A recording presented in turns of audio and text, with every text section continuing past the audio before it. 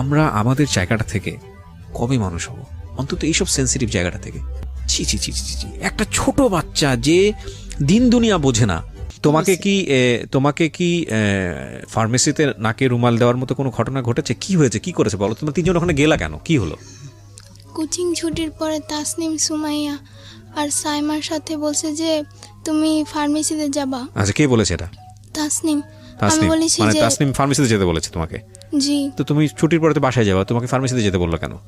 বলছে যে ফার্মেসিতে না গেলে আমার ভিডিওটা ইন্টারনেটে ছেড়ে দেবে। ভিডিও বলতে কিসের ভিডিও? দাঁড়াও দাঁড়াও দাঁড়াও, 1 মিনিট, তুমি বলো। হ্যাঁ, কিসের ভিডিও? একটা খারাপ ভিডিও। কি ভিডিওটা কে করেছে তোমার?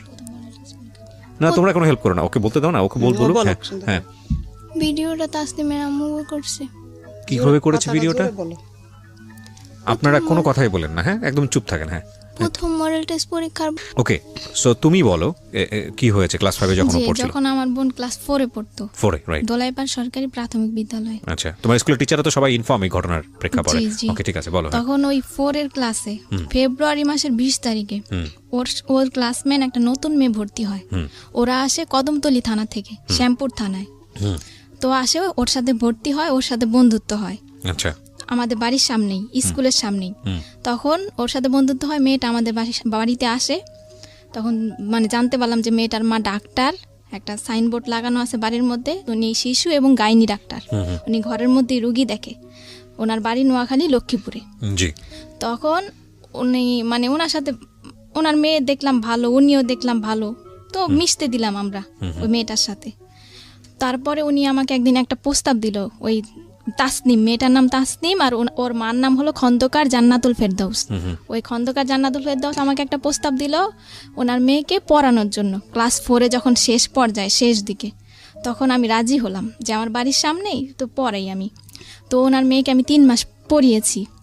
পড়ানোর পরে আমি দেখতে পেলাম যে ওনাদের ঘরে অনেক লোকজন আসে, আর ওনাদের ঘরে মেয়ে থাকে, বলে যে আমার বোনের মেয়ে। লোকজন আসে আর উনি আমাকে মানে অনেক ধরনের কথা বলতো, যেগুলো আমার মানে একটু খারাপ লাগতো।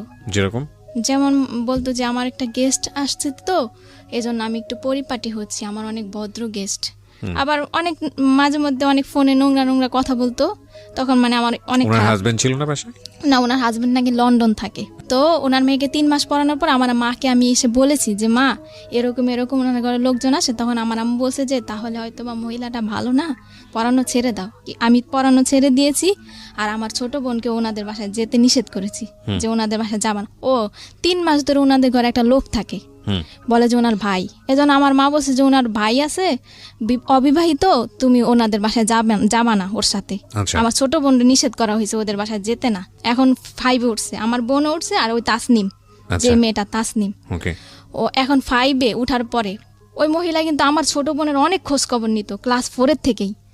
আর ওনার নাম্বারটা আমার কাছে ছিল, ওই যে আমি যে ওনার মেয়েকে পড়িয়েছি তখন ওনার নাম্বারটা আমাদের মোবাইলে সেভ করা ছিল। ওই তো আমাদের নাম্বারে ফোন দিয়ে আমার মাকে জিজ্ঞেস করতো, আমাকে রাস্তায় দেখা হইলে জিজ্ঞেস করতো। ছোট বোনের শুধু খবর নিত উনি, যে ওর কি খবর, ওর কি খবর, মোবাইল করে করেও। তো ওর সাথে কি হয়েছে আমরা জানি না। নভেম্বরের 8 তারিখ বৃহস্পতিবার ছিল, ওই দিন কোচিং ছুটি হয়েছে 3টায়। স্কুলেই কোচিং করে, এজন্য আমরা টাকাও দেই, সরকারি স্কুল, কোচিং বাধ্যতামূলক। তো আমরা টাকা দেই, কোচিং করে। ওই দিন 3টা বাজে কোচিং ছুটি হয়েছে, এমনি অন্যান্য দিন 4টায় ছুটি হয়। তো একটু দেরি হয়েছে। ও আমাদের বাড়ির সামনে আবার থাকে আরেকটা মেয়ে, মারিয়া ওর নাম। তখন মারিয়াকে ডাক দিছি আমি, যে মারিয়া, আমার ছোট বোন তো তোমার সাথে আসে প্রতিদিন, আজকে আসে নাই কেন? বলে যে ও তো আগেই চলে গেছে, কে যেন বলছে যে ও আগেই চলে গেছে। তখন আমি আমার আম্মুরে পাঠাইছি যে আম্মু যাও, তুমি স্কুলে যাও। আর স্কুলে গেছে, স্কুল পুরা খুঁজছি আমরা, মানে প্রাথমিকভাবে যাদেরকে কাছে পাওয়া হয়েছে সবাইকে জিজ্ঞাসাবাদ করছে আমার আম্মু। স্কুলের প্রধান শিক্ষক সালাউদ্দিন, ওনাকেও বলছে আমার আম্মু, কিন্তু উনি কোনো গুরুত্ব দেয় নাই বিষয়টা।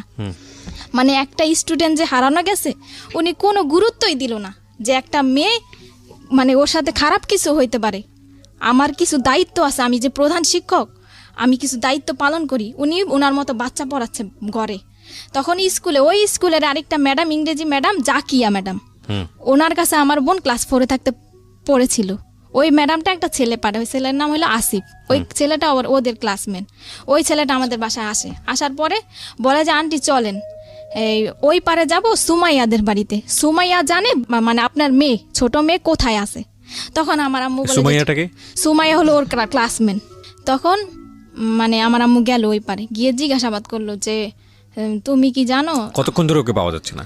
3টা বাজে ছুটি হয়েছে, ছুটির পরে 1 থেকে ঘন্টার মধ্যে পাওয়া যাচ্ছে না, জি, ওই জি। 1 ঘন্টার মধ্যে খোঁজাখুঁজি শুরু হ্যাঁ, করেছেন? আমরা খোঁজাখুঁজি শুরু। Okay. তারপরে আমার আম্মু জিজ্ঞাসাবাদ করা হয়েছে, এই সুমায়ার পায়ে পর্যন্ত ধরছে। আমার আম্মু বলছে যে মা তুমি যদি কিছু জানো আমাকে বলো মা, আমার মেয়েটা তো 1 মিনিটও দেরি করে না কোনোদিনও, আর কোথাও যাওয়ার মেয়েও না, আমার মেয়ে তো ছোট, আমার কোনো আত্মীয় স্বজনের বাসা আমি ছাড়া তো যায় না। হ্যাঁ। পরবর্তীতে ওই মেয়ে পুরোপুরি অস্বীকার করছে, বলে যে আন্টি আমি কিছুই জানি না। তখন ও বলছে আমার আম্মু আমাকে ফোন দিছে, তখন আমি বলছি যে তুমি পুলিশের ভয় দেখাও। ওর ক্লাসের কেউ না কেউ তো জানে ওর সম্বন্ধে কিছু, যে ও কোথায় যেতে পারে। তখন আর ওই মেয়েটাকে আমার সন্দেহ হয়েছে কেন, ওই দিন যেদিন ও হারাইছে ওই দিন সকালবেলা আমি যে স্কুলে গিয়ে আমার বোনকে দেখে আসছি, দেখছি যে ওই দিন ও সুমায়ের সাথে বসছিল, সুমায়ের সাথে বসেছিল আমার বোন। আর আমার বোনের ফ্রেন্ড হলো তাসনিম। ওকে। তাসনিম হলো ওর অনেক ঘনিষ্ঠ ফ্রেন্ড, সবসময় শুধু তাসনিমের সাথেই থাকতো। তারপরে আমার আম্মু বললো যে পুলিশ যখন আসবে, যখন ডান্ডার বাড়ি দিবে, তখন সত্যি কথা ঠিকই বলবা, মানে একটু ভয় দেখালো আমার আম্মু। ওকে কিন্তু আমরা সন্দেহ করি না, মানে এমনি প্রাথমিকভাবে জিজ্ঞাসাবাদ করলাম যে কিছু জানে কিনা। তখন ওই সুমায়ের আম্মু বললো যে পুলিশ আমাদের হারে থাকে, মানে ও মহিলা খারাপ ব্যবহার করলো। আর এর আগে তাসনিমকে কিন্তু প্রথম জিজ্ঞাসাবাদ করা হয়েছিল, আমি ভুলে গেছি তাসনিমকে, কারণ ও কিন্তু তাসনিমের সাথেই চলে। তাসনিমকে আমার মা হারানোর পরে ফোন দিছে তাসনিমের আম্মুকে, তাসনিমদের বাসায় যাওয়া হয়েছে। তাসনিমদের বাসায় তাসনিমও নাই, তাসনিমের মাও নাই। আমার আম্মু ফোন দিছে, আপা আপনি কোথায়? বলে যে আমি তো আমার মেয়ের নিয়ে সাবান ফ্যাক্টরি গলিতে রুম দেখতেছি। তারপরে উনি আসছে, কিছুক্ষণ পর আইসা আমাদের বাড়িতে আসছে উনি ওনার মেয়ের নিয়ে। আমাদের ঘরে যখন ঢুকছে ওনার মেয়ে আর উনি কিন্তু আমার মাকে কোনো সান্ত্বনা দেয় নাই, কোনো কথাও বলে নাই যে ভাবি চলেন আমরা থানায় যাই জিজি করি, কি চলেন আমরা কোনো বান্ধবীদের বাসায় খুঁজি। উনি কিন্তু কিছুই বলেনি আমার আম্মুকে। আমার আম্মু তো নিচে পড়ে কান্না করতেছে, আর আমিও কান্না করতেছি। আর তাসনিমরে আমি এখন জিজ্ঞাসাবাদ করতেছি যে আপু তুমি কি কিছু জানো, আপু বলো আমারে। বলে যে না আপু আমি কিচ্ছু জানি না, ও ওদের ওই প্রেম গলিতে গেছে, আমি আমাদের গলিতে গেছি। তাসনিমকে আমি কেন সন্দেহ করেছি, এর মধ্যে একটা কারণ আছে। কারণ যখন মানে আমার ছোট বোন কোচিংয়ে বাসায় কিন্তু এসে খেয়ে আবার কোচিংয়ে যেত, কোচিংয়ে যাওয়ার সময় ওর ব্যাগ থেকে একটা চিঠি পড়ে গেছে। চিঠিটার মধ্যে 3টা মেয়ের নাম উল্লেখ ছিল, ফারিহা, রাজিয়া আর তাসনিম। চিঠিটা ও তাসনিমের কাছে লিখেছে, আমার বোন তাসনিমের কাছে লিখেছে যে প্রিয় তাসনিম, আশা করি ফারিয়াকে নিয়ে ভালোই আছো। আর রাজিয়ার নাম এই চিঠিটার মধ্যে কিন্তু কোনো ছেলের নাম উল্লেখ নাই, তাহলে আমরা কিভাবে সন্দেহ করি যে আমার বোন কোনো ছেলের সাথে যেতে পারে? তাসনিম কিন্তু লিখছে। তখন আমি চিঠিটার কথা গোপন রাখি, তাসনিমের কাছে বলি না যে আমি একটা চিঠি পাইছি, চিঠিটা আমি দেখাইও নাই। কিন্তু আমার পুরোপুরি সন্দেহ হয়েছে যে তাসনিমই জানে যে আমার বোন কোথায় আছে, আর তাসনিমের মাই নিছে আমার বোনকে। তখন আমি আমার মাকে আমি বলছি যে তুমি এখনই থানায় যাও, গিয়ে জিটি করো। কিন্তু আমার আম্মু থানায় যায়নি। তখন আমার আম্মু তখন কি করছে, আমার মানে আত্মীয় স্বজন সবাইকে ফোন দিছে, সবাই অলরেডি চলে আসছে। আসার পরে আমার বড় বোন মানে বড় খালার ছেলে একটা মাইক ভাড়া নিছে, দোলাইপার ওই পারে 1 নম্বর গলি থেকে মাইক ভাড়া নিছে। ওই 1 নম্বর গলিতে কিন্তু আমার বোনটা ছিল, যেই জায়গা থেকে আমরা মাইক নিছি ওইখানেই আমার বোনটা ছিল। ওইখান থেকে কুতুবখালী 1 নম্বর গলি, 2 নম্বর গলি, ডিপটির গলি, কুতুবখালী, দোলাইপার, মিরাজির বাগ পুরা কিন্তু আমরা মাইক দিয়ে অ্যালাউন্স করছি।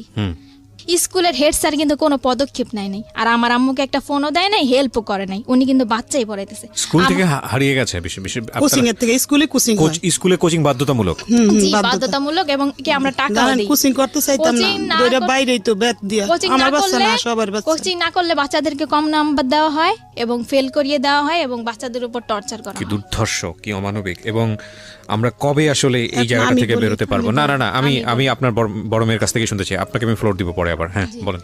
তারপরে আমার আম্মু গেল হেড স্যারের বাড়িতে। আবার হেড স্যারের বাড়িতে যাওয়ার পরে আমার আম্মু হেড স্যারের সাথে কথা বলতে চাইলো। হেড স্যারের দেখে যে বাচ্চা পড়াচ্ছে। তখন ওই মরিয়ম নামে একটা মেয়ে, ওই মেয়েটাকে আমার মা নিতে চাইলো যে মরিয়ম তুমি আমার সাথে আসো, তুমি তো চিনো তোমাদের ক্লাসের কারো না কারো বাড়ি, আমি যাব তোমাকে নিয়ে। স্যার কিন্তু ওই মেয়েটাকে দিতে রাজি হয় নাই, যে না ও যেতে পারবে না, ও পড়ছে। তখন তাসনিমের মা উনি হেড স্যারের সাথে দরজা লাগায় কি যেন বলতেছে। আমার আম্মু কিন্তু দরজা ফাঁক দিয়ে দেখছে, কিন্তু তখনও কিন্তু আমরা জানি না যে স্কুলের প্রধান শিক্ষকও জড়িত, উনিও জানে। এমনকি ওই মহিলার কাছেই তো আমার বোনটা কিন্তু আমরা তো আর জানি না যে ওনার কাছেই আছে। তখন আমার আম্মু এসে বলল যে এরকম এরকম হেড স্যার আর তাসনিমের মা কথা বলল, আমাকে কোনো গুরুত্ব দিল না, আর আমি একটা বাচ্চা নিতে চাইলাম, আমাকে তাও দেওয়া হলো না। হেড স্যার বলে যে দেখেন কোনো বান্ধবীর বাড়িতে গেছে কিনা, এটা বলছে হেড স্যার, আর কোনো গুরুত্ব দেয় না যে চলেন আমি যাই আপনাকে নিয়ে থানায়, কি আমি প্রত্যেকটা গার্জিয়ানের নাম্বারে ফোন দেই, কি আপনাকে একটা বাচ্চা দেই, আপনি যান খোঁজ করেন, কি প্রত্যেকটা গার্জিয়ান আমি ডাকাই, বাচ্চাগুলোকে আমি ডাকাই, কোনো পদক্ষেপ নেয় নাই উনি। তখন আমার আম্মু মাইক দিয়ে অ্যালাউন্স করার পর থানায় গেল, সাধারণ জিডি করলো একটা রাত্রে, তখন 10টা বাজে। সাধারণ জিডি কোন করার পর থানায় হয়েছে এটা? শ্যামপুর থানা। শ্যামপুর থানায় একটা সাধারণ জিডি করা হলো, কারো সন্দেহ করে না, মানে একটা সাধারণ হারানো একটা সাধারণ জিডি। যে আমাদের যে জিডির যে মামলার আজম, এসআই আজম, ওনাকে আমার আম্মু নিয়ে আসলো গাড়ি নিয়ে, আমার মেজো খালা আমার মা গাড়িতে নিয়ে আসলো। আমার আম্মু সন্দেহ করলো, আমি বললাম যে আমি ওই মহিলাকে সন্দেহ করছি, যে ওই মহিলার মেয়ের সাথেই চলে, ওই মহিলাই জানে, ওই মহিলার মেয়েই জানে, যদি ওনারাও না নেয় তাহলে ওনারা জানে যে ও কোথায় আছে, কোথায় গেছে। তখন ওই মহিলাকে সন্দেহ করে আমি আমার মাকে পাঠালাম, রাত্রে 2টা বাজে গাড়ি নামায় নিয়ে আসছে, মহিলার বাসায় গেছে পুলিশ নিয়ে। তারপরে ওনার মেয়েকে মানে আমরা পুলিশ নিয়ে চাপ দিলাম, আর ওই খন্দকার জান্নাতুল ফেরদাউসকে চাপ দিলাম আমরা। তখন ওই মহিলা কিন্তু স্বীকার করেনি, আর মহিলার মেয়েও স্বীকার করেনি। তখন ওনার মেয়েকে আমরা মানে সন্দেহ করলাম ওনার বোনকে, ওনার বোন আবার থাকে পান্থপথ, ওই দোলাই পারেই পান্থপথ একটা মানে একটা স্থানের নাম, ওই স্থানে থাকে আর কি। তো ওইখানে ওনার মেয়েকে মানে আমরা চাইলাম যে তোমার খালার বাসায় হয়তো বা থাকতে পারে। তখন ওনার মেয়েটাকে কিন্তু উনি একাই দিয়ে দিল, উনি কিন্তু কোনো আপত্তিকর মানে কথা বললো না যে না আমার মেয়েকে দিব না, আমি এত রাত্রে এতগুলা পুলিশের সাথে আমি কিন্তু দিব না আমার মেয়েকে। উনি কিন্তু ওনার মেয়েকে দিয়ে দিল আমার মার সাথে। আর আমার মা ওনার মেয়েকে নিয়ে এই রাত্রে 2টা বাজে ওর খালার বাসায় গেল, খালার বাসায় আর ওই গাড়ির মধ্যে ওনার মেয়েকে আমার মা কোলের মধ্যে রাখলো এবং বললো যে মা বলো, মা যদি তুমি কিছু জানো তাহলে বলো। কিন্তু ওনার মেয়ে কিন্তু কিছুই বললো না, যে না আন্টি আমি কিছুই জানি না।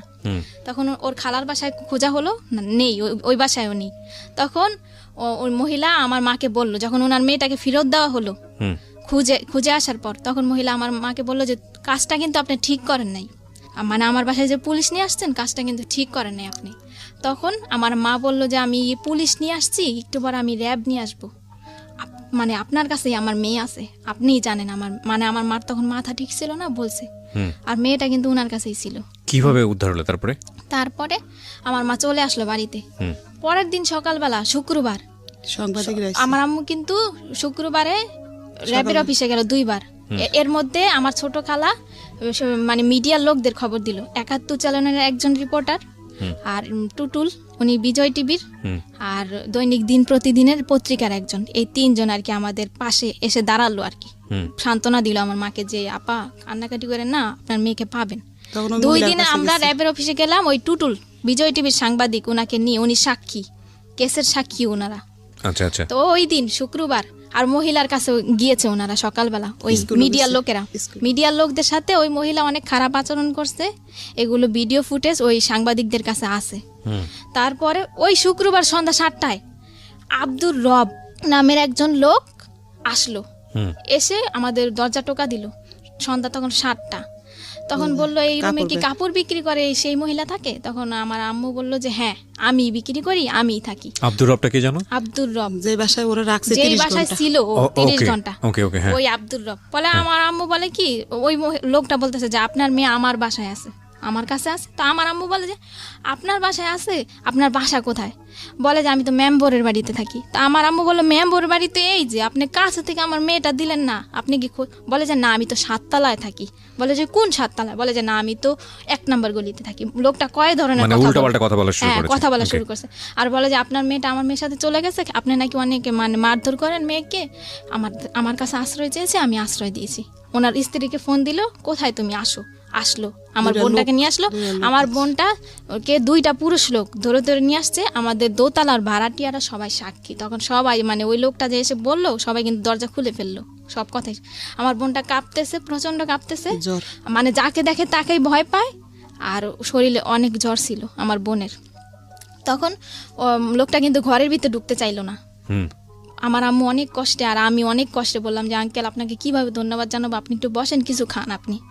লোকটা কিন্তু ঢুকতে, এই মহিলা তোর বাচ্চাটা ফেরত দেওয়ায় কি আমার অপরাধ হইলো, মানে উনি কি আবল তাবল কথা বলতেছে। তখন ওনাকে বসালাম, আমার আম্মু বলে যে আমার গার্জিয়ান আসবে, আমার গার্জিয়ানকে বুঝিয়ে দিবেন আমার মেয়েকে। তখন আমরা মিডিয়ার লোকদেরকে খবর দিলাম, ওই যে আমাদেরকে সান্ত্বনা দিয়েছিল, আমাদের পাশে দাঁড়িয়েছে, আর আমার খালা, আমার আত্মীয় স্বজন সবাই আসলো। ওই আয়োর যে মামলার যে আজম এসআই, ওনাকেও খবর দেওয়া হলো, আমার আম্মু খবর দিল। স্কুলের প্রধান শিক্ষককেও আমার আম্মু খবর দিল, কিন্তু ওই খন্দকার জান্নাতুল ফেরদৌসকে কিন্তু আমার আম্মু খবর দেয়নি। আর উনি কিন্তু এই একদিনের মধ্যে আমার আম্মুকে কোনো ফোনও দেয়নি, কোনো খোঁজ খবরও নেয়নি, এমনকি কোনো সাহায্য করে নাই। ওই খন্দকার জান্নাতুল ফেরদৌস আমার বোন ঘরে ঢুকার 5 মিনিটের মধ্যে উনি এসছে 3টা মেয়ে নিয়ে। উনি কিভাবে জানলো যে আমার বোনটা ঘরে আসছে?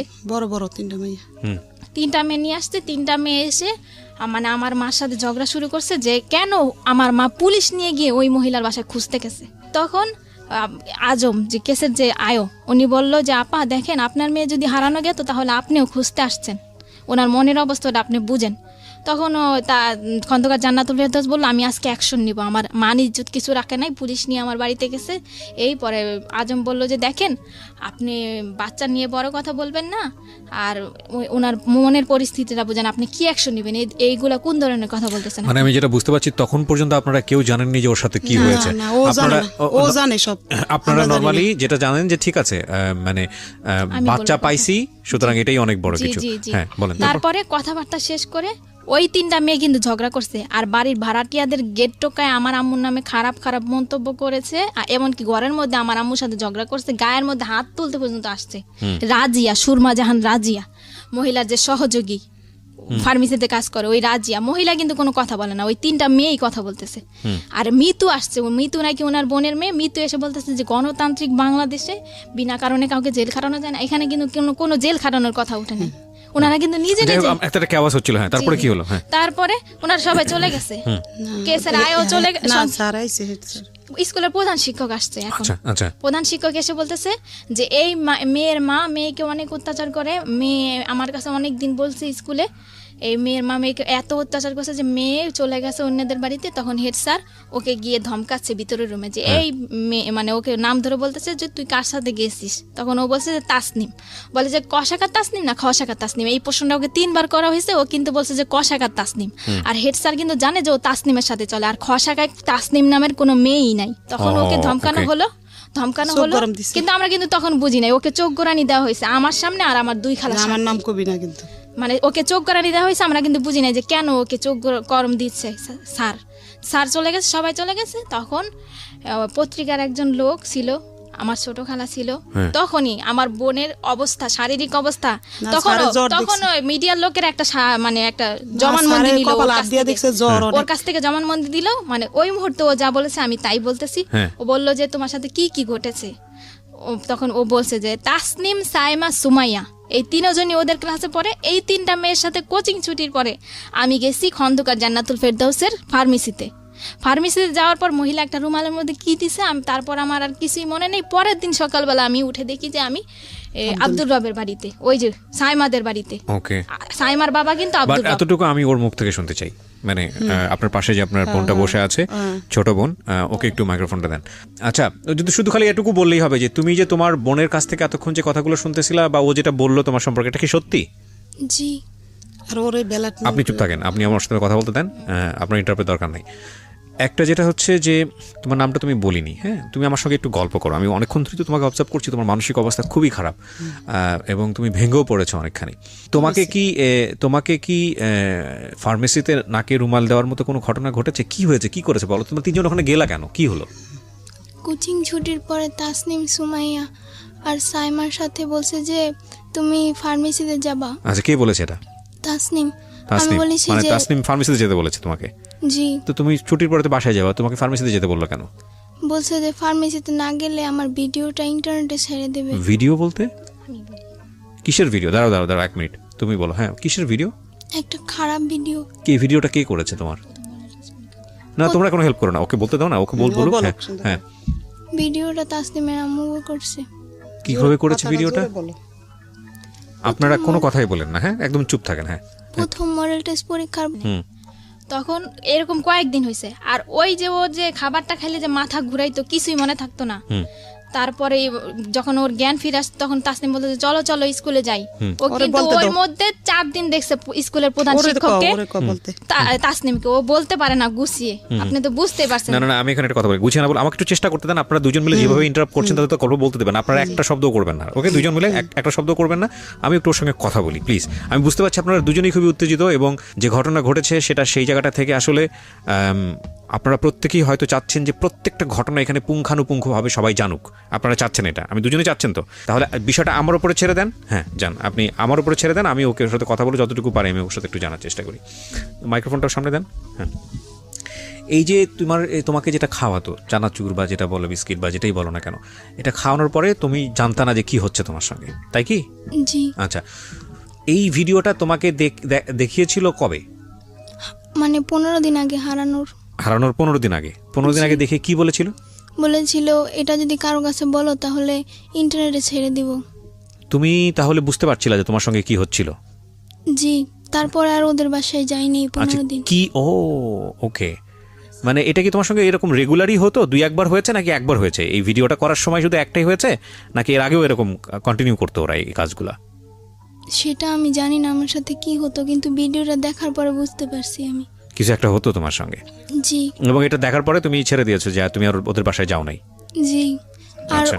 ওই বাসায় আমি হেড স্যারকে 4 দিন দেখছি, আমাদের স্কুলের প্রধান শিক্ষককে। না, আপনারা কেন কথা বলতেছেন? আপনারা কথা বলতে তাহলে তার বড় দরকার নাই এখানে, আপনি তোর সঙ্গে কথা বলতেছি না। আপনারা কেন আপনারা কি উত্তেজিত অনেক বেশি? আমাকে একটু ফ্লোর দেন না, আমি কথা বলি প্লিজ। কেউই কোনো কথা বলবেন না, আমার যেটা জানার দরকার সেটা আমি ওর কাছ থেকে বের করে নিব, ঠিক আছে? ওকে, হ্যাঁ বলো, তুমি বলো, তুমি তোমার মতো করে বলো না, যা হয়েছে হয়েছে বলো। হ্যাঁ, কি হয়েছে বলো। হেড স্যারকে আমি 4 দিন দেখছি। 2 দিন দেখছি ওনাদের বাসায় হাসাহাসি করতেছে তাসনিমের আম্মুর সাথে, আর 2 দিন দেখছি গোসল করতে। হেড স্যারকে গোসল করতে দেখেছো ওই বাসাতে? জি। আচ্ছা, তো তুমি যখন এই ধরনের একটা ঘটনা তুমি ওই বাসার মধ্যে, তুমি তো বুঝতে পারছিলে যে কিছু একটা হচ্ছে যেটা হওয়া উচিত না, তাই না? কিছু কি বুঝতে পারতেছিলা যে কিছু একটা হচ্ছে? হেড স্যারকে তো এই বাসায় দেখার কথা না, তুমি কি বুঝতে পারতেছিলা বিষয়টা? নাকি মনে হচ্ছিল যে ঠিক আছে দেখছি, ঠিক আছে? তোমার মনে হয়নি যে এই বিষয়গুলো গিয়ে বাবা মার সঙ্গে কথা বলি, মাকে জানাই বা আমার বড় বোনকে জানাই, এটা মনে হয় নাই? কি মনে হয়েছে যে জানালে কোনো সমস্যা হতে পারে, বা ওদেরকে জানালে বকাঝকা করতে পারে, মার দিতে পারে, এরকম কিছু কি? না, তাহলে জানাওনি কেন? আমি মানে আর কি আমার অনেক চাপ ছিল। কি ধরনের চাপ বলো তো? তোমার মা যদি তোমাকে বকাঝকা করে এটা বলতে কোনো সমস্যা নাই, পৃথিবীর সব মাই তার বাচ্চাদেরকে শাসন করে, টেনশন করার কোনো কারণ নাই, ঠিক আছে? তুমি আমাকে দিল খুলে বলো, হ্যাঁ মন খুলে বলো, কি হয়েছে তোমার সঙ্গে, কিসের চাপ ছিল? আমি সকালে 9টার দিকে স্কুলে যেতাম, স্কুলে ক্লাস করে 2টা বাজে ছুটি দিত। জি। ছুটি দেওয়ার পর বাসে যেতাম খাবার খেয়ে, তারপরে 3টা বাজে আসতাম, 4টা বাজে ছুটি দিত কোচিংয়ে। আচ্ছা, তারপর আবার হেড স্যার একজন শিক্ষক টিচার খুঁজে দিছে, হ্যাঁ, তার কাছে পড়তাম 7টা থেকে 8টা পর্যন্ত 1 ঘন্টা। আচ্ছা তারপর আবার বাসায় পড়তাম, কোনো বলার সুযোগ ছিল না। আচ্ছা। আর এছাড়া আমি আমার মাকে বলছিলাম যে আমার পেটে নিচে প্রচুর ব্যথা করে, আমার আম্মু বলে যে গ্যাস্ট্রিকের ব্যথা, এই কারণে। তার মানে তোমার সঙ্গে যখন এই ঘটনাগুলো ঘটতেছিল, যখন তুমি বুঝো না বিষয়টা, তখন তুমি বাসায় বলেছো যে তোমার এটা ব্যথা করে, কিন্তু তোমার মা এই জিনিসটাকে বেশি আমলে নেয়নি, তাই কি? জি। আচ্ছা, তারপর কি হলো? ঠিক আছে, গ্যাস্ট্রিকের ব্যথা, কোনো ট্যাবলেট দিয়েছিল? হ্যাঁ, গ্যাস্ট্রিকের ট্যাবলেট দিয়েছিল, বলেছিল এটা খেলে হয়তো তোমার ব্যথা সেরে যাবে। আচ্ছা, তারপরেও ব্যথা সারেনি, প্রচুর ব্যথা করতো। তুমি কি কখনো এরকম কোনো কিছু দেখেছো? মানে আমি তোমাকে এই জিনিসটা জিজ্ঞেস করছি যেটা আমার জায়গা থেকে 100% ক্লিয়ার হওয়ার জন্য, কারণ আমি জানি এরপরে তোমাকে পুলিশে জেরাতে নেওয়া হয়েছে, সেখানেও অভিজ্ঞতা ভালো না তোমাদের, আমি গল্পটা জানি, যে কারণে আমি একটু আমার জায়গা থেকে একটু বিষয়টা ক্লিয়ার করতে চাই। তুমি কি কখনো এমন কোনো বিষয় দেখেছো তোমার শারীরিকভাবে যেটা তোমার কাছে খুব অস্বাভাবিক মনে হয়েছে, ভয়ঙ্কর মনে হয়েছে? এরকম কোনো বিষয় কি তুমি দেখেছো কখনো, নিজে থেকে অবজার্ভ করেছো কখনো? না। এরকম কোনো কিছু অবজার্ভ করনি। এখানে একটা নোটিস করার মতো বিষয় আছে প্রিয় শ্রোতা, সেটা হলো যে যাকে ওনারা অ্যাকিউজ করছেন, আমি কিন্তু আবারও বলেছি, অনুষ্ঠানের শুরুতেই বলেছি, এটা এখন পর্যন্ত প্রমাণিত না, যাকে ওনারা অ্যাকিউজ করেছেন তিনি একজন ডক্টর ছিলেন, তথাকথিত ডক্টর, যেটাই বলি না কেন, কোনো পত্রিকার রিপোর্ট এসছে উনি একজন ভুয়া ডাক্তার, তো ইনি একজন ফার্মাসিস্ট ছিলেন, যাই থাকুক না কেন। সুতরাং এই ধরনের বিষয়গুলো সম্পর্কে ওনার মোটামুটি একটা ভালো দখল ছিল। তো তোমাকে ভিডিও দেখানোর ভয় দেখাচ্ছে 15 দিন আগে, এই ভয়টা ওরা কেন দেখিয়েছে সেটা আমি জানি না। না, কিন্তু তোমাকে ভয় দেখালে তো কোনো একটা কারণে দেখাতে হবে। আজ তুমি ওদের বাধ্য ছিল না বা কিছু? তোমার বড় বোনের বোধহয় বলতে যাচ্ছে, কিসের কারণে ভয়? মানে ভিডিওটা কেন দেখাইছে, যে ওই তাসনিমকে প্রশ্ন করছে যে তোমাদের বাড়ি খাবার খেলে আমার কেন এমন লাগে, হ্যাঁ, তখন কিন্তু ও বলছে যে তোমাদের বাসা আমি আর যাব না। আচ্ছা, এই না বলছে যে যাবে না, এজন্য ওকে ফার্মেসিতে ডেকে নিয়ে ভিডিওটা দেখাইছে আর বলছে যে তুমি আমাদের কথা শুনতে বাধ্য। ও তার মানে বিষয়টা হচ্ছে এরকম যে ও যদি বাসায় না যায় তাহলে আলটিমেটলি ভিডিওটা পাবলিশ করে দেবে বা এরকম কিছু একটা করেছে। আর যদি তোমার পরিবারের কারো কাছে বলো তাহলে তোমাকে টুকরা টুকরা করে পাচার করবে, এটা ওর কাছ থেকে জেনেছি আমরা ওকে পাওয়ার পরে। আচ্ছা, এর আগে কিন্তু ও আমাদের বলে নাই। তার মানে এই জিনিসটা খুব প্ল্যান ছিল আপনাদের কথা অনুযায়ী এবং এটা অনেক দিন ধরে ওর সঙ্গে হয়েছে। জি। সো নোটিশ করেছে আপনাদের বাসাতে যে আমার তলপেটে ব্যথা করছে, যেটা খুব জি, আমি স্বাভাবিকভাবে বলতাম যে তুমি হাত ধো না আর তুমি পানি খাও না, এজন্য তোমার পেটে ব্যথা কম করে। খাইতো। আর প্রচন্ড পেটে ব্যথা কান্না করতো। আজকে খেয়াল রাখেন এই সেন্টেন্সগুলা, এই বিষয়গুলা প্রিয় শ্রোতা, আমি বারবার আপনাদেরকে বলছি যে আমি বহুবার রেডিওতে এই জিনিসগুলো খুব ডেডলি, খুব সাহসের সঙ্গে উপস্থাপন করেছি। আমি জানি না বাংলাদেশের কোনো মাধ্যমে এতটা মানে ডেডলি কোনো সোশ্যাল ইস্যু, কোনো ফ্যামিলি ইস্যু কখনো আসে কিনা। আমি সেজন্য সমালোচিত হয়েছি বিভিন্ন জায়গাতে, সোশ্যাল মিডিয়াতে অনেক উল্টাপাল্টা কথাও বলা হয় আমাকে নিয়ে, আমি বাট সেটার জন্য আমার কোনো কনসার্ন নেই। বাট আমি আপনাদেরকে বলি যে শিশু যৌন নির্যাতন বা সেক্সুয়াল অ্যাবিউজ, এটার যে মানে রেট কতটা ভয়াবহ সারা দুনিয়াতে, বাংলাদেশে তো অবশ্যই। কোনো শিশু যদি কোনো পার্টিকুলার বিষয় নিয়ে কোনো কথা বলে, শরীরের কোনো একটা পার্টিকুলার বিষয় নিয়ে, সেটাকে এই যে ওনারা যেভাবে মানে উড়িয়ে দিয়েছেন যে ঠিক আছে তুমি হাত ধো না সেজন্য তলপেট ব্যথা করে, তুমি ঠিকমতো খাওয়া দাওয়া করো না, তোমার গ্যাসের প্রবলেম। কিন্তু এই সামান্য ঘটনা যেটাকে সামান্য মনে করেছে, সেটা যে কত অসামান্য এবং কত ভয়ানক রকমের সমস্যা হতে পারে এই সামান্য ব্যথার পেছনে, এটা যদি পরিবার আগে থেকে খেয়াল করতো তাহলে হয়তো এই মেয়েটার জীবনে এরকম দিন হয়তো বা আসতো না। আমি একটু সামনের দিকে আরেকটু আগাতে চাই। তো তুমি বলো, ওকে দেন, ফার্মেসিতে নিয়ে যাওয়ার পরে তোমার কি মনে আছে যতক্ষণ পর্যন্ত তোমার সেন্স ছিল কি করা হয়েছে তোমার সঙ্গে একটু বলো তো? ওই রুমাল ধরা পর্যন্ত কি কথাবার্তা হচ্ছিল তোমার সঙ্গে? একটা হলো তোমাকে ভিডিও দেখালো, ভয় দেখায় তোমাকে ফার্মেসিতে নিল, তো ফার্মেসিতে যাওয়ার পরে তোমার সাথে কি কথাবার্তা হচ্ছিল যতটুকু তোমার মনে আছে সেন্স হারানোর আগ পর্যন্ত? ওকে দেন ভিকটিম ছোট আমরা বোন। 3 বান্ধবী মিলে ফাইজলামি করতেছিলাম। আন্টি কি যেন একটা করতেছিল, রাজিয়া জাহান সুরমা যে ওদের ফার্মেসিতে কাজ করে মেয়েটা, ওই মেয়েটার সাথে উনি কথা বলতেছিল। 3-4 মিনিট পরে দেখি উনি একটা রুমালের মধ্যে কি যেন দিতেছে। তো আমি জিজ্ঞেস করছি আন্টি কি করেন, তা বলে কি চুপ করো একটুখানি বসো। তারপর আমার নাকের ভিতর ধরার পরে আমার আর কিছু মনে নেই। তোমার এই নাকের ভেতর ধরার পরে যখন তোমার সেন্স ফিরছে, ফার্স্ট মেমোরিটা কি? প্রথম তোমার কি মনে আছে? কি দেখছো তুমি ঘুম থেকে ফেরার পরে? কি মনে আছে? কিছু মনে আছে? হ্যাঁ, কি সেটা? আমি ওখানে আমি যখন নাকি ঘুম থেকে উঠি তখন দেখি সাইমাদের বাসায়। সাইমাটাকে তোমার বান্ধবী? জি। আচ্ছা, হ্যাঁ, সাইমাদের বাসায়। হ্যাঁ, ওখানে ওর বাবাকে দেখছি, ওর আর একটা লোককে দেখছি, আর একটা মেয়েকে দেখছি, হ্যাঁ, আর ওর মাকে দেখছি। হ্যাঁ, তো আমি সাইমাকে জিজ্ঞেস করছি যে আমি এখানে কেন, আমি তো ফার্মেসিতে থাকার কথা। রাইট। তো বলে যে চুপ করে থাকো, পরেরটা পরে বোঝা যাবে। অনেকবার জিজ্ঞেস করছি, আমাকে ধমক মাইরা চুপ করায় দিছে। এই সাইমাটা কি তোমার বয়সী ছিল? জি। ও কোন ক্লাসে পড়তো? 5। একই ক্লাসমেট তোমার? জি। আমি অবাক হচ্ছি প্রিয় শ্রোতা, হ্যাঁ, আমি ফ্লোর দিব, তবে তার আগে আমাকে একটা বিরতি নিতে হবে। আপনারা সবই ফেসবুকে দেখতে পাচ্ছেন, আমরা স্টুডিও থেকে আছি ফেসবুক লাইভে, বাট আমি বারবার আপনাদেরকে বলছি এটা একটা অমীমাংসিত সত্য। আমরা সত্য মিথ্যা আপনাদের উপরেই ছেড়ে দিয়েছি। এই মামলাটি কোর্টে জাজমেন্ট অবস্থায় রয়েছে। ওনারা যে বক্তব্য দিচ্ছেন সেটা আমরা জাস্টিফাই করব না, সেটা জাস্টিফাই করার দায়িত্ব হচ্ছে কোর্টের। কতটুকু সত্য বলছেন, কতটুকু মিথ্যা বলছেন সেটা পুলিশ ইনভেস্টিগেট করবে এবং কোর্ট সেখান থেকে রায় দেবে। শেষ পর্যন্ত কোর্ট যে রায় দেয় সেটার প্রতি আমাদের আস্থা আছে, কিন্তু আমরা এটাকে উপস্থাপন করতে চাই আমাদের সামাজিক যে লেসন বা আমাদের এইরকম ঘটনা থেকে আমাদের নিজেদের যে একটু সতর্ক হওয়া, সেই জায়গাটি থেকে আমরা অবশ্যই আস্থা রাখতে চাই মহামান্য বিচারকের ওপর, আমরা আস্থা রাখতে চাই মহামান্য কোর্টের ওপর। আমরা এটাকে একটা এভিডেন্ট হিসেবে উপস্থাপন করছি না, আমরা কাউকে এখানে অ্যাকিউজ করছি না। ওরা যা বলছে সেটা যে 100% সত্য সেটাও আমরা দাবি করছি না। সেই দাবিটা সে নিরূপণ করার দায়িত্ব হচ্ছে কোর্টের, যেটা আমি অনুষ্ঠানের শুরুতে এই ডিসক্লেমার হিসেবে আপনাদেরকে বলেছি।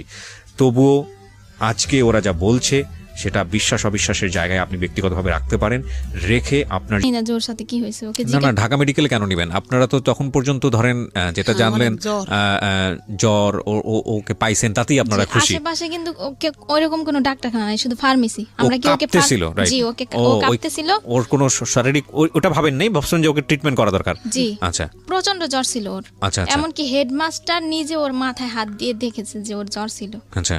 তখন ওকে আমরা ঢাকা মেডিকেল নর্মালে নিলাম আর কি।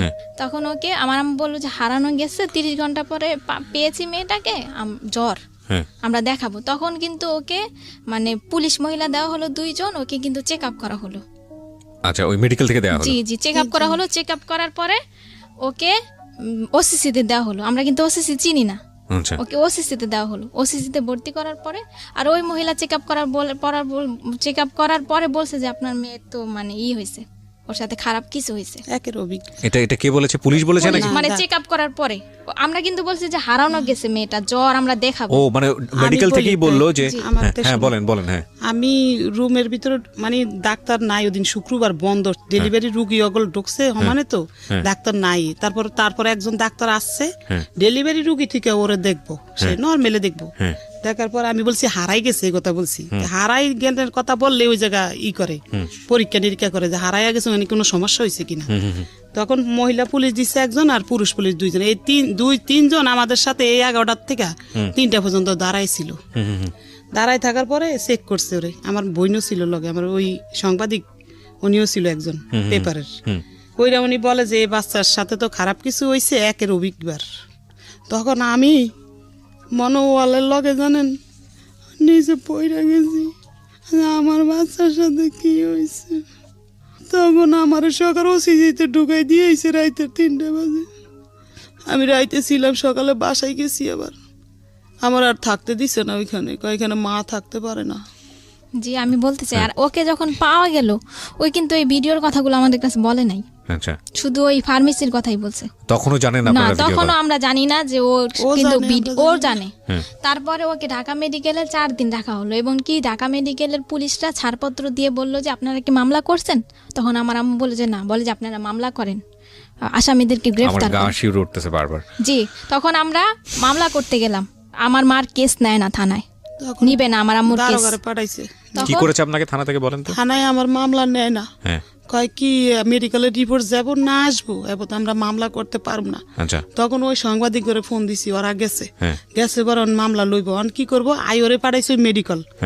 আইও যায়া মোবাইলে মাইয়ার জবানবন্দি নিয়ে আসছে, তারপর মামলা করছে, মানে আয়ু সহযোগিতা করছে। হ্যাঁ, আইও মেডিকেল পাঠাইছে ওসি। আচ্ছা যায়া মেডিকেল তো না, ওনাদের কিছু ফর্মালিটিস আছে সেটা মেইনটেইন তখন করতে ওইটা হবে। কইতে পারে নাই, ভিডিওর গুলা বলতে পারে নাই, পরে অসুস্থ ছিল। আচ্ছা বলছে আমি ওই না সানবারে গেছি, তারপরে দেখি সাইমাকে বসে, এইটুকু পর্যন্ত বলতে পারছে। হ্যাঁ তারপরে আইনা ওসির কাছে দিছে, ওসি গ্লেস লেখছে, আসামি ধরছি আনছি থানায়। হ্যাঁ ওই সুমায়ার মারে ধরাই নেই, হ্যাঁ সুমায়ার মা যে এই লোক জড়িত আমরা জানি না। তো আপনি আসামি কাকে মনে করেন? আরেকটা আসামি কথা আমি ওই বলতে চাই। ডাক্তারের বেডি তাসলিমের আম্মু ডাক্তার, হ্যাঁ তার সহকর্মী, ওই যে ভিডিও রেকর্ডিং করছে যে মায়েরা, আর যে আব্দুল রবের বাসায় বই আবার ঘটনা হইছে ওর সাথে খারাপ কিছু, হ্যাঁ, আব্দুল রবরে ধরাইছি। আচ্ছা, 3 জন আসামিকে আপনি মামলা ধরে নিয়ে এসে পরে মামলা হয়েছে না, নাকি? মামলা করার পরে গাড়ি দিছে, নিয়ে আসছে। মামলার এজাহারটা আমার কাছে আছে, আপনারা নিয়ে এসেছেন, আমি একটু ফটোকপি আছে আমার কাছে। প্রিয় শ্রোতা, আমি খুব কিছু অল্প অংশ আপনাদেরকে একটু শোনাতে চাই। আমার মনে হয় যেটা পত্রিকার রিপোর্টটা কি কবে হয়েছে? মামলা হওয়ার পরে হয়েছে? মামলা হওয়ার পরে হয়েছে। কোড উড়াইছে যেদিন এদিন। আচ্ছা, তাহলে আমি একটা কাজ করি, আমি বরং পত্রিকার রিপোর্টটাই আপনাদের একটু পড়ে শোনাই, তাহলে আপনারা বুঝতে পারবেন যে কি ঘটনা ঘটেছে এবং ঘটতে চলেছে। এটা হচ্ছে একটা স্থানীয় পত্রিকা, আমি যদি ভুল না করে থাকি দৈনিক আলোর জগৎ, আমার আইডিয়া নেই পত্রিকা সম্পর্কে। এটা হচ্ছে 15ই নভেম্বর 2018 এই পত্রিকায় যেটা এসছে, টাইটেলটা ছিল এরকম যে রাজধানীর শ্যামপুরে ধর্ষণ মামলায় ভুয়া ডাক্তার সহ 3 জন গ্রেপ্তার। রাজধানীর শ্যামপুর থানাধীন ধোলাইপাড় সরকারি প্রাথমিক বিদ্যালয়ের 5ম শ্রেণীর এক ছাত্রীকে ধর্ষণের অভিযোগে 3 জনকে আটক করেছে পুলিশ। বাদী সালমা আক্তার 40, যিনি আজকে আমার সঙ্গে স্টুডিওতে আছেন, ইনি জানিয়েছেন গত 8ই নভেম্বর বৃহস্পতিবার আইরিন ব্র্যাকেটে ছদ্মনাম, আপনি আপনার মেয়ের নাম এখানে ব্র্যাকেটে ছদ্মনাম ব্যবহার করেছেন, আমরা নিজেরা নাম উচ্চারণও করিনি আজকে এখানে।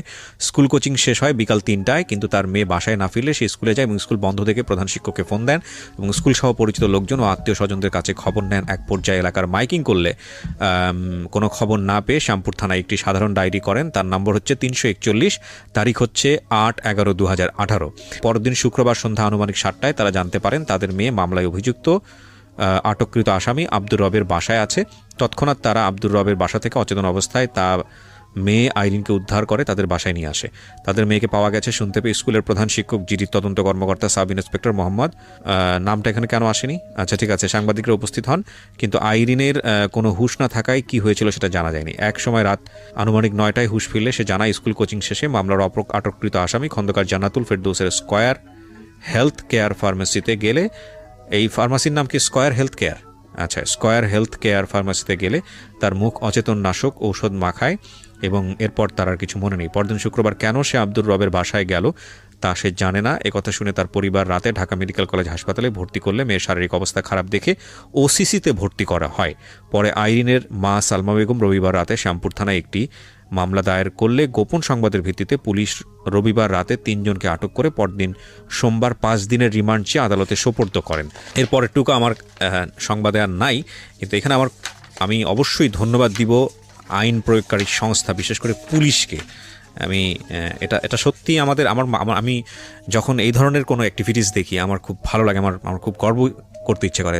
আমি রিয়েলি প্রাউড বিকজ পুলিশ এই সব জায়গাগুলোতে খুব সেন্সিটিভ।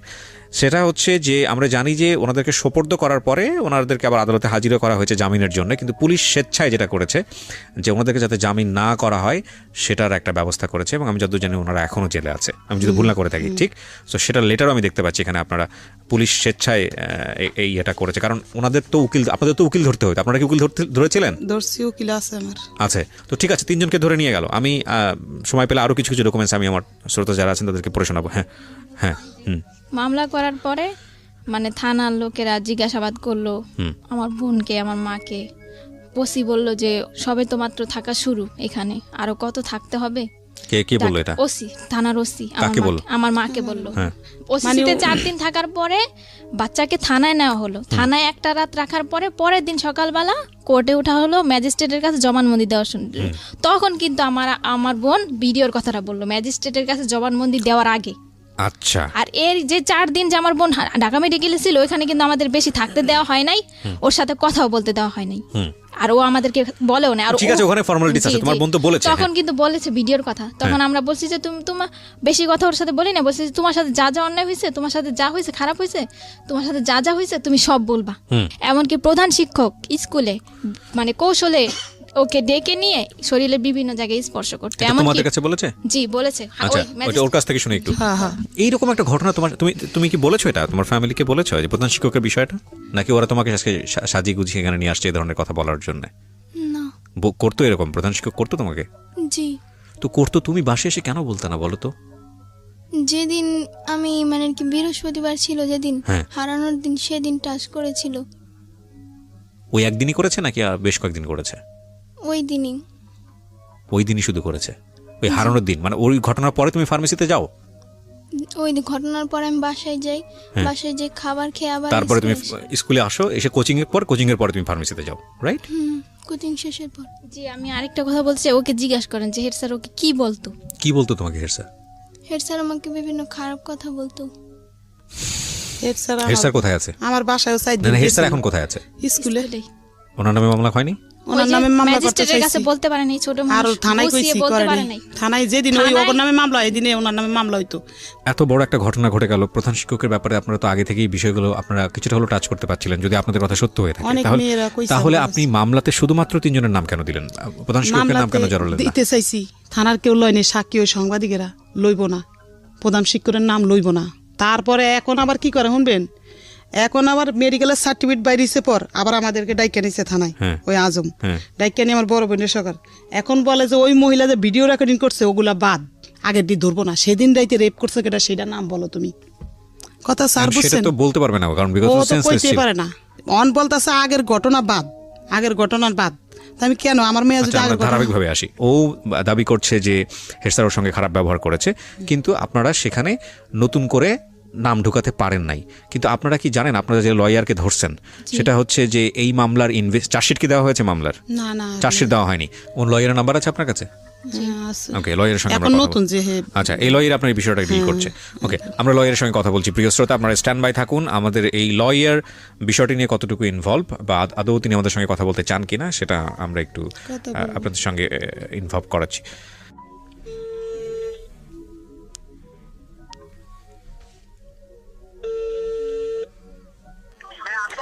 জি, আসসালামু আলাইকুম। আমি আরজি কিবরিয়া বলছি ঢাকা এফএম থেকে। আপনার ক্লায়েন্টের সঙ্গে বোধহয় কথা হয়েছে আপনার? সমস্যা নাই। আমি ওনাদের যে ঘটনাটা ঘটেছে, হ্যাঁ, এই ঘটনার উপরে আমরা রেডিওতে ওনাদের পুরো ঘটনাটাই প্রচার করছি। তো এটা এখানে আমাদের মনে হলো যে আপনি যেহেতু ওনার ঘটনার লয়ার, ওনার মেয়ের সাথে যে ঘটনাটা ঘটেছে আপনার সঙ্গে একটু কথা বলা দরকার, এই কারণেই আপনাকে ফোন দেয়। তো আপনি কি কারি লিয়াকত বলছেন? আমি ওনার যদি বলেন আমার মোটামুটি মামলা স্যারের থেকে আমি শেয়ারিং করি তো, আচ্ছা। সেখানে খুব ঠিক পয়েন্ট, সেখানে আমি স্যারের নিয়ে দিব আপনাকে, আপনি বলেন। ওকে, আপনার নামটা একটু বলেন প্লিজ। আমার নামটা হচ্ছে রোমান। রোমান। তো রোমান ভাই, আমরা যতটুকু জানি যে এই মামলায় 3 জন গ্রেপ্তার হয়েছে এখন পর্যন্ত। হ্যাঁ, 3 জন গ্রেপ্তার। আচ্ছা, ওনারা যেই এই যে হেড স্যারের বিষয়ে যে কথাগুলো বললো, বা আমি তো নিজেও ভিকটিম আমার সামনে আছে, আমি ওনার সঙ্গে কথা বললাম, তো সেখানে যেটা বুঝতে পারছি যে ভিকটিম তো হেড স্যারের কথা বলছে। তো এক্ষেত্রে আপনাদের জায়গা থেকে কি কোনো স্টেপ নেওয়ার আছে, যে আর যারা বাইরে আছে তাদেরকে নিয়ে কোনো ধরনের কোনো স্টেপ? আমি বলি, এখানে হচ্ছে যখন একটা মামলা আয়ু হয়, মানে থানায় হয়, এখানে একটা আসামি কোন তদন্ত করার দায়িত্ব হচ্ছে একজন আয়ুর, মানে যে ইনভেস্টিগেশন অফিসার। উনি একটা ঘটনা জানবে বাদী থেকে, হ্যাঁ, বা অভিযোগকারী থেকে জানবে, জেনে উনি ওনার যে পয়েন্ট গুলো আছে, যে ওইগুলো আছে, ওইগুলো অনুযায়ী উনি একটা ঘটনার সাথে কে জড়িত থাকতে পারে। ফর এক্সাম্পল, আমি এক্স কে বললাম যে এক্স এই কাজটা করছে, কিন্তু উনি তদন্ত করে দেখলো ওয়াই হয়েছে, ওয়াই ওটার সাথে জড়িত আছে, এটা সম্পূর্ণ দায়িত্ব হচ্ছে ওনার। এখন উনি যদি এক্স সত্যিকারী মানে লায়াবেল, মানে উনি এক্স কে বাদ দিয়া বলো যে এক্স না, ঠিক আছে, আকাশ কেউ, এক্ষেত্রে হচ্ছে আমরা করতে পারবো কি, যখন মামলাটা কোর্টে আসবে, জিএস আসবে, তখন আমরা নারাজি দিব যে না, এটাই হয় নাই, আমরা অধিকতর তদন্ত অন্য কোনো এজেন্সি দ্বারা চাচ্ছি, ঠিক আছে। এখন এই মামলার যে মূল, আমি বলি মামলা সম্পর্কে আমি জানি যতটুকু বলি, মামলার মেন কাহিনী হচ্ছে কি আয়ু বায়েস, আসেন বলতে আয়ু বায়েস।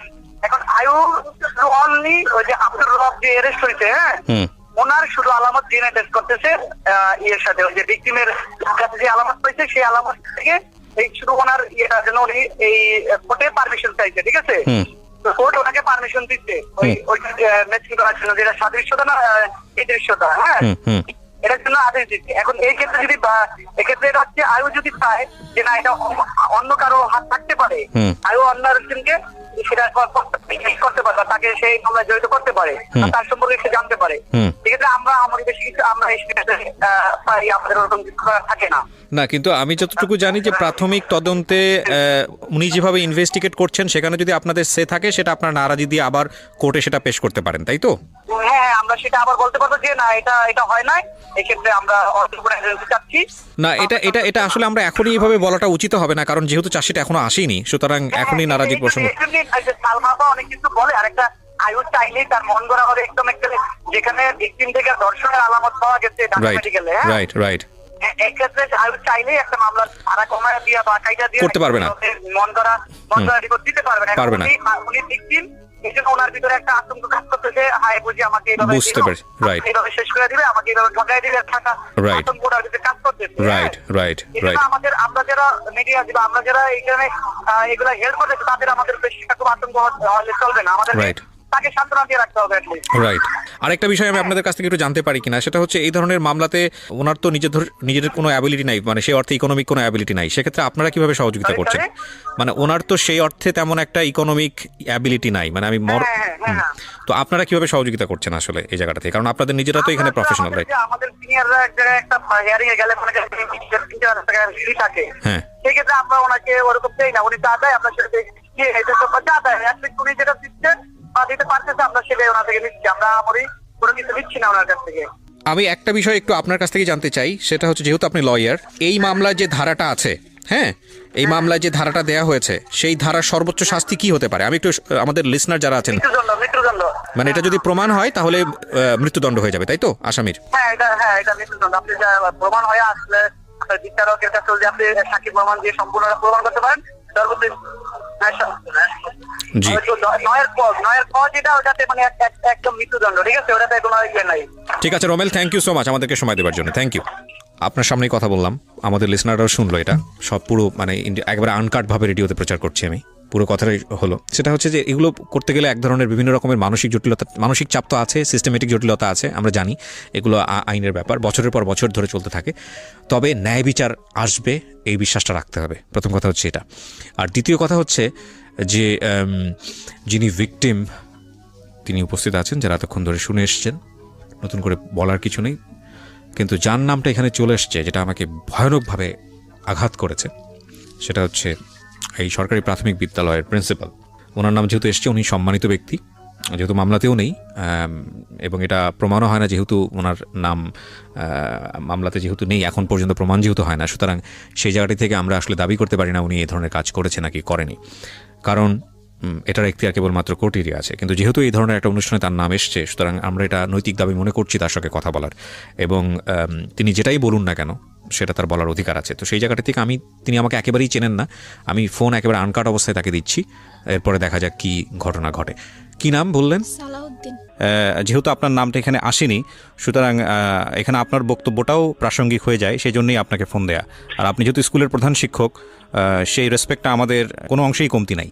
সো আপনার আসলে কি বলার আছে বিষয়টা নিয়ে, বা আপনি কতটুকু জানেন? দায়িত্বের জায়গা থেকে তো আপনারও কিছু না কিছু করার ছিল, কি হয়েছে আসলে আমাদেরকে যদি বলতেন। আপনাকে ধন্যবাদ জানাই বলতেছি যে এটা স্কুলের একটা বাইরের ঘটনা ছিল, ঠিক আছে? স্কুলের বাইরের ঘটনা? স্কুলের বাইরের ঘটনা। এবং শ্যামপুর থানায় যখন এটার মামলা হয়েছে, শ্যামপুর থানার থেকে এটা তদন্ত হয়েছে, এরপরে তদন্ত হয়ে এটা আবার আপনার ইয়েতে গেছে শেরগা থানা। আচ্ছা, ভিকটিম সাপোর্টার যেটা আছে। আচ্ছা, ভিকটিম সাপোর্ট সেন্টার থেকে তো আপনাকেও ডাকা হয়েছিল, আমরা যতটুকু জানি। হ্যাঁ, আমি গিয়েছিলাম এবং ওইখান থেকে ওরা আসছিল, তদন্ত আসছিল। আচ্ছা, ওইখান থেকে ওই তাপসিংহপা নামে এক পুলিশ অফিসার আসছিল, আমি ছিলাম না ওইদিন, আমি ছুটিতে ছিলাম। উনি আমার সহকারী প্লাস হলো আমার যে স্টুডেন্টরা ছিল ওদের থেকে একটা স্টেটমেন্ট উনি নিয়েছে। আচ্ছা, যেদিন এই ঘটনাটা হয়েছে সেদিন ছিল বৃহস্পতিবার, যে পরীক্ষা চলে তখন। জি, আমি আমার এক সহকারীকে নিয়ে পরীক্ষার কেন্দ্রে গিয়েছিলাম, ওই সহকারীও স্টেটমেন্ট দিয়েছিল, স্যার আমি একসাথে আমরা 9:30টার দিকে পরীক্ষার হলে থাকি এবং ওইখান থেকে আমরা প্রায় 1টা-1:30টার দিকে ওইখান থেকে না, কিন্তু একটা বিষয় তো এখানে স্পষ্টভাবে এসছে যে আপনার স্কুলে আসা অবস্থায় হচ্ছে সে মানে হারিয়ে যায়, এবং এ ব্যাপারে যেটা হচ্ছে যে সালমা যিনি অভিযোগ করলেন যে আপনার সঙ্গে বহুবার যোগাযোগ করেছে, আপনার কাছ থেকে সাহায্য চেয়েছে তার বাচ্চাকে খুঁজে পাওয়ার জন্য, সেক্ষেত্রে আপনারা কোনো সহযোগিতা করেননি, এটা আসলে কতটুকু সত্য? একবারে সম্পূর্ণ মিথ্যা কথা। আচ্ছা, উনি আমার বাসায় যখন গেছে 3টার পরে, আমি তখন ভাত খেয়ে তখন স্টুডেন্ট পড়াচ্ছি আমার বাসায়, কারণ জেএসসি পরীক্ষার কিছু এরপর দিন হলো ইংরেজি পরীক্ষা। বাসায় পড়াচ্ছেন মানে আপনি প্রাইভেট পড়াচ্ছেন, তাই তো? আমার ওই তো স্টুডেন্ট ছিল আর কি। আচ্ছা, ওরা বাসায় আসে। আচ্ছা, একজন। আচ্ছা, এখানে আরেকটা বিষয় এসছে সালাউদ্দিন সাহেব, সেটা হচ্ছে যে আমরা এরকম শুনলাম সালমার কাছ থেকে যে মানে বাচ্চাদেরকে এইরকম বাসায় পড়ানো বা কোচিং পড়াতে এটা বাধ্য করা হয়, এটা আসলে কতটুকু সত্য আপনার স্কুলের ক্ষেত্রে? না, এটার কোনো সত্যতা নাই, এটা মিথ্যা কথা। আর আমাদের ওই যে আছে আপনার যে পঞ্চম আর অষ্টম, আমাদের এখানে অষ্টম পর্যন্ত আছে। জি, অষ্টম পর্যন্ত। পঞ্চমের আমাদের থাকে যে পঞ্চম পিছিয়ে পড়ে ছেলে মেয়েদেরকে আমরা বিশেষ একটা ক্লাসের ব্যবস্থা করে থাকি ছুটির পরে। আচ্ছা, এটা আমাদের অফিস থেকে একটা নির্দেশ থাকে যে ওদেরকে আপনারা যে করেই হোক পিছিয়ে পড়া ছেলে মেয়েদেরকে একটু অগ্রসর করবেন। আচ্ছা, আচ্ছা, আমাদের জায়গা থেকে একটা বিষয় আমরা বুঝতে পারছি যে আপনি যেটা বলছেন যে ওনারা যেটা অভিযোগ করছে সেটা সম্পূর্ণরূপে মিথ্যা, আপনার বিরুদ্ধে যে অভিযোগটা এসছে। আচ্ছা, আমরা সেটা প্রচার করছি, পাশাপাশি আমাদের যিনি ভিকটিম, আমরা তো তার নামটা মেনশন করছি না, আপনার ছাত্রী, তার কাছ থেকেও এরকম কথা এসছে যে আপত্তিকর জায়গাগুলোতে আপনার জায়গা থেকে এক ধরনের ইয়ে ছিল, আমি আসলে স্পষ্টভাবে উচ্চারণ করতে চাচ্ছি না এই বিষয়টা রেডিওতে। তো আপনার ছাত্রী ক্লাস 5-এ পড়ে। হ্যাঁ, আমি প্রশ্নটা একটু কমপ্লিট করি যে ওর কি আপনার প্রতি কোনো ব্যক্তিগত ক্ষোভ ছিল যে কারণে আপনার মনে হতে পারে যে আপনার সম্পর্কে মিথ্যা কথা বলছে, যেটা তো হওয়ার কথা না একটা শিক্ষকের বিরুদ্ধে। আসলে ওদের যে বক্তব্য, সেই বক্তব্য অনুযায়ী যেটা বুঝতে পারছি, যেটা লম্বা সময় ধরে হয়েছে, চেতনানাশক ঔষধ প্রয়োগ করে এটা লম্বা সময় ধরে হয়েছে, এটা আসলে স্কুলে থাকা মানে এটার সাথে আপনি জড়িতও ছিলেন না? ওইটা কি হয়েছে না হয়েছে ওগুলো আমি কিছু বলতে পারবো না। ওগুলা এটা কি করতে পারে সেটা তাদের ব্যাপার। এটা স্কুলের বাইরে কি হয়েছে না হয়েছে এটা পুলিশ ইনভেস্টিগেশন করছে, পুলিশ কি পাইছে না পাইছে সেটা আমিও জানি না। আপনার কাছে যেরকম বলছে আমি এরকম শুনছি, এর বেশি আর আমি কিছু বলবো না। খন্দকার জান্নাতুল ফেরদৌসকে কি আপনি চিনতেন? জান্নাতুল ফেরদৌসকে আমি তো স্টুডেন্ট নাকি চিনি, খন্দকার জান্নাতুল ফেরদৌস নামে কেউ চিনি না। খন্দকার জান্নাতুল ফেরদৌস হচ্ছে এই মামলার 1 নম্বর আসামি, এনার তো আপনাকে চেনার কথা, এতদিনে তো জানার কথা। আপনার স্কুলের ছাত্রী, সে ভিকটিম হয়েছে, আপনি তাকে চেনার কথা। কেউ যদি তাকে কিছু করে থাকে আমরা বলছি বারবার যে তার আমরা বিচার চাই। আমরা এলাকাবাসী এটা নিয়ে অনেক মিটিং করছি, আমার স্কুলে কমিশনারের সাথে আমি আলাপ করছি, আমাদের যে স্থানীয় কমিশনার আবু ভাই তার সাথে আমি আলাপ করছি, আমাদের স্থানীয় এমপি সঞ্জিতা তার সাথে এই ব্যাপারটা নিয়ে আলাপ করেছি, এবং লোকাল যত লোক আছে সবার সাথে আলাপ করছি এই ব্যাপারটা নিয়ে যে আমরা কি করতে পারি। না অফকোর্স এটা আমরাও সেটাও চাই, আমরাও সেটাও চাই। হ্যাঁ, তো আমরাও চাই। কিন্তু আপনার স্কুল থেকে তো ভিকটিম মানে আপনার ছাত্রী সে চলে গেল, স্কুল থেকে বের হয়ে অন্য একটা স্কুলে ভর্তি হয়েছে, আপনারা কি চাইলে তাকে নিরাপত্তা দিয়ে স্কুলে রাখতে পারতেন না, বা এই ব্যাপারে আপনাদের স্টেটমেন্ট আসলে কি ছিল? আপনার ছাত্রী যে ভিকটিম সে তো আপনার স্কুলে এখন আর পড়ছে না, সেখান থেকে অন্য একটা স্কুলে চলে গেছে আমরা যতদূর জানি। সে তো পরীক্ষাই দেয় না, সে তো কি আমার থেকে অ্যাডমিট নিয়ে গেল, সে পরীক্ষা দিবে, একবার সে পরীক্ষাই দেয় না। পরীক্ষা তো সে দিতে পারে নাই, দেয় নাই না, পরীক্ষা সে দিতে পারে নাই, আপনি বোধহয় খোঁজ খবর রাখেন না। না, আমি তারে পরে ফোন দিচ্ছি যেদিন তার মা এসে আমার থেকে অ্যাডমিটটা নিয়ে গেল। আমি বললাম যে ওটা পরীক্ষার হলে পারেন, কারণ আমরা কিন্তু পরীক্ষার হলে থাকি না, আমরা থাকি অন্য জায়গায়। পরীক্ষার দিনও আমি ফোন দিচ্ছি তারে, যখন হলের থেকে ফোন দিচ্ছি যে আপনার এই স্টুডেন্ট আসছেন, তখনও তার আমি ফোন দিচ্ছি, সে আমাকে অকথ্য ভাষায় গালিগালাজ করে ফেরাই যাচ্ছে। এটা আপনাকে গালিগালাজ কেন করেছে? আমি জানি না সে কেন করছে। যে একটা মানুষকে কারণ ছাড়া অকথ্য ভাষায় গালিগালাজ করলো, আপনি কোনো স্টেপ নিলেন না? আমি কি দেবো তার কিছু, তো আমার দরকার নাই তো। না কিন্তু আপনি তো স্কুলের প্রধান শিক্ষক, আপনার সঙ্গে এই স্কুলের ইমেজ জড়িত। আপনি যদি আমাদের বিনা কারণে কিছু বলেন, আমি আপনাকে কেন বলতে দেব? কোনো দরকার নেই তো আমার। আমি এলাকাবাসীকে বলছি যে সে এই বলে, এলাকাবাসী বলতে আপনার কিছু বলার দরকার নেই স্যার, আপনি চুপ থাকেন। আমি যতটুকু সাহায্য করছি স্যার সে সেটা জানে। আমি তাহলে এখানে স্থানীয় পোলাপানি দ্বারা খোঁজার অনেক ব্যবস্থা করছি। আপনি স্থানীয় পোলাপান দ্বারা খোঁজার ব্যবস্থা করেছেন, বিষয়টা আমি বুঝলাম না, মানে এটা একটু যদি পরিষ্কার করতেন। না, সে যখন বলছে যে আমার সে পায় না, তখন বলছি যে ওদেরকে দেখো সম্ভাব্য কোনো জায়গায় সে থাকতে পারে কিনা। এই ধরনের এলাকার কিছু ছেলে মেয়েদেরকে আমি তার সাথে নিয়েই বলছি যে দেখো বাবা তোমরা। না, আপনি এলাকার ছেলে মেয়েদের কাছে কেন যাবেন? আপনি স্কুলের একজন দায়িত্বপ্রাপ্ত ব্যক্তি, আপনি যাবেন পুলিশের কাছে। পুলিশের কাছে তো রাত্রে গেছি আমরা। না, আপনি এলাকার ছেলে মেয়েদেরকে, এলাকার ছেলে মেয়ে কাদেরকে খোঁজের জন্য পাঠিয়েছেন?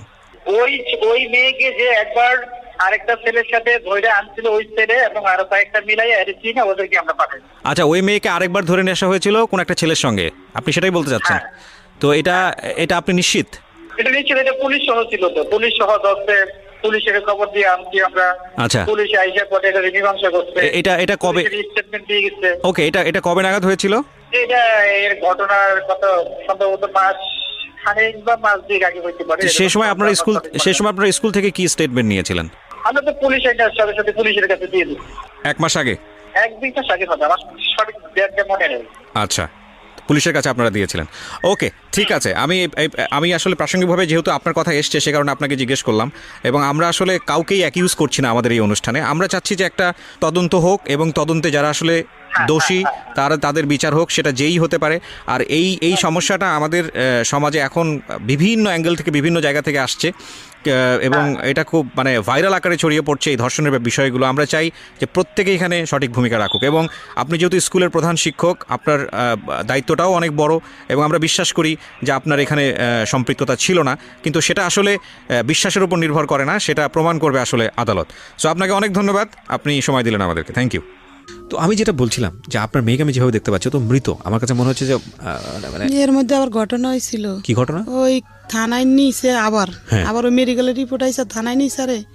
ওই ডিসি এই ডিউটি অফিসার নিয়ে ধমকাইছে, আগের কথা বাদ, আবার আজমে ধমকাইছে, আবার আমি ধমকাইছি, কইছি তুমি গেছো কাগো বাসায় তোমার। এবার আমি ওর সাথে কথা বলবো, আপনারা কেউ কোনো ইন্টারাপ্ট করবেন না। গলায় দড়ি দিতে গেছে। আচ্ছা দেন, ওকে দেন, এটা দেন, মাইক্রোফোন দেন। তুমি আমার সঙ্গে কথা বলো 2 মিনিট, হ্যাঁ? সব কিছু ভুলে যাও। আমি জানি যে ঘটনা তোমার সঙ্গে ঘটেছে, সেটার জন্য আল্লাহ কাউকে ক্ষমা করবে না। প্রথম কথা হচ্ছে এইটা, কারণ তুমি এখানে নিরপরাধ, তুমি জানো না যে তোমার সাথে কত ভয়ানক ঘটনা ঘটেছে। কিন্তু আমরা সবাই তোমার সাথে আছি, লাখ লাখ মানুষ তোমাকে শুনতেছে, পৃথিবীতে খারাপ মানুষের সংখ্যা বেশি না, হ্যাঁ? লক্ষ লক্ষ মানুষ তোমাকে শুনতেছে, সবাই তোমার জন্য দোয়া করবে আজকে রাতে। সুতরাং তোমার জীবন ভালো হবে, এটা তুমি নিশ্চিত ধরে নিতে পারো। আমি মন থেকে তোমার জন্য দোয়া করি। টেনশন করার কোনো কারণ নেই। জীবন এমন না যে এর একটা ঘটনার কারণেই থেমে যাবে। যারা অপরাধ করেছে, তুমি তো শুনলাই তোমার লয়ার কি বললো। এবং একটা সবচেয়ে বড় জিনিস যেটা, আপনাদের ঢাকা মেডিকেল থেকে যে রিপোর্টটা এসছে, যেটা বলা হলো, সেখানে কিন্তু প্রমাণ আছে যে ও রেপড। তার মানে এটা পুলিশের দায়িত্ব এটা খুঁজে বের করা যে কীভাবে এটা হলো। এটা পুলিশ যদি কোনো কারণে চার্জশিটের এদিক ওদিকেও কোনো কিছু হয়ে যায় যেটা আপনাদের মনোভূত হচ্ছে না, তার মানে এটাকে কোর্ট থেকে এটা ওকে করার কোনো সুযোগ নাই। সুতরাং আপনাদের আস্থা রাখতে হবে। কিন্তু আমি তোমাকে এই সব জিনিসের নিতেই চাই না, কারণ তুমি ক্লাস 5-এ পড়া একটা মেয়ে, তুমি এগুলা কিছু বুঝবা না। দুনিয়ার এত ভয়ানক জিনিস তোমার জীবনটাকে নষ্ট করে দিক, শেষ করে দিক, তোমাকে একেবারে এফোর করে দিক। আমি জানো না, আমি 2-2.5 ঘন্টা শুনতেছি, আমি ভারী হয়ে গেছি অনেকখানি। আমি শুধু চিন্তা করতেছি, দেখো এগুলো একটা সময় সবাই ভুলে যায়।